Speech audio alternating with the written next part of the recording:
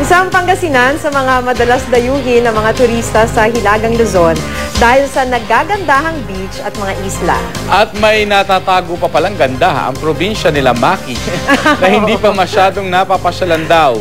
Yan yung Secret Island. Gusto ko makita yung Secret Island. Makipasyal tayo kay Jasmine Gabriel ng GMA Dagupan. Mga pamosong beach ng Bulinaw, Anda, Agno at Dasol. At syempre, ang 100 Islands ng Alaminos. Kabilang ang mga ito sa mga destinasyong binabalik-balikan sa Pangasinan. Pero alam niyo bang may iba pa palang tatagong yaman ang probinsya? Tinatawag itong Secret Island na sakop ng bayan ng Sual. Bakit kaya ito tinawag na sikretong isla? Yan ang inalam namin. Bago pumunta sa island, dapat naka-life vest para siguradong iwas sa discretion. Para marating ang isla, kinakailangan naming bumiyahe ng 30 minuto mula sa sentro ng Sual, sakay ng rubber boat. Sinamahan kami ng Philippine Coast Guard. Bago pa namin narating ang baybayin, namanghana kami sa ganda ng paligid. Nakakahalinang maglakad at magtampisaw dahil pino at puti ang buhangin sa beach.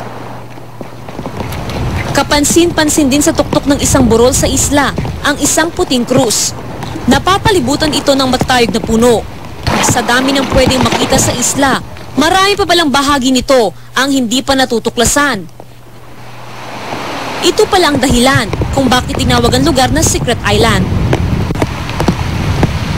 Ito na ang ipinagmamalaking Secret Island ng Sual, Pangasinan, ang Cabaletian Island. Bukod sa mga naglalakihan at nagagandahang mga rock formation, andito rin ho tayo ngayon sa mismong entrada o bungad ng natatagong cave.